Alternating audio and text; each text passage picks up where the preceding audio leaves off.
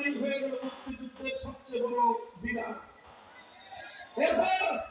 এরপর দেখলাম বাংলাদেশকে বিভক্ত করবার তাদের পায়তারা, যারাই তাদের রাজনীতির কথা না শুনে, যারাই তাদের সঙ্গে একমত পোষণ না করে, যারাই তাদের বাক্সের বিরুদ্ধে রুখে দাঁড়ায়, যারাই তাদের প্রতিবাদের বিরুদ্ধে রুখে দাঁড়ায়, যারাই তাদের জুলুম শোষণের বিরুদ্ধে লড়াই করতে পারবে না, তাদেরকে রাজাকার বলে আখ্যায়িত করার ষড়যন্ত্র।